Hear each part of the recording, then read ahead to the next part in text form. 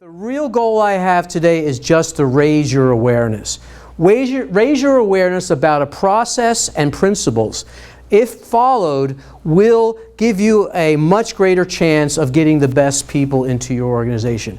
Not a guarantee, because there are so many moving parts and there's so many things, limitations you have in the process itself. But I guarantee you, if you follow these processes, you will optimize the possibility of getting the right people into your organization and then to inspire you.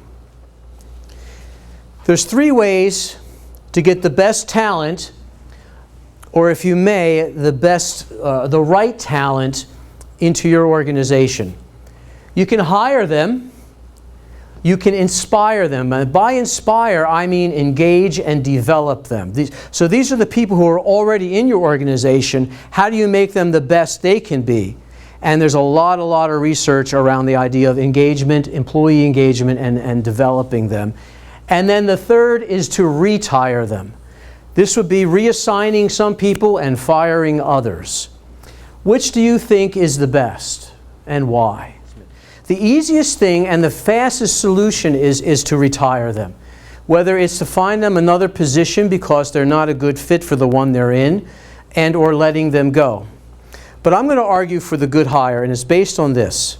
Here's a bell-shaped curve of a normal distribution, and this could be 6 employees, 60 employees, or 6,000 employees. They're going to fall under a bell-shaped curve, where the majority of them are either going to be a little on the demanding side or good. There's going to be a few more, but not many, maybe about 15–20% that are going to be gifted, and then you'll get the 1%ers that are great. These are your superstars. And on the other end, you're going to get the 1% that's deleterious. That is, just showing up in that morning, you will lose about 20% of your profitability, just by them walking through the door.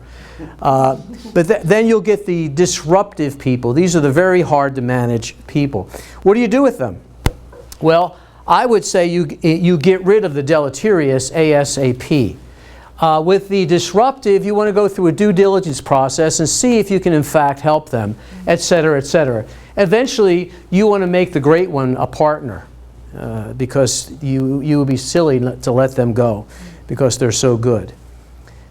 This is why I think hiring is the most efficient way of getting the best people, because you can at the most move, by really good engagement and development, move them maybe 1 category over.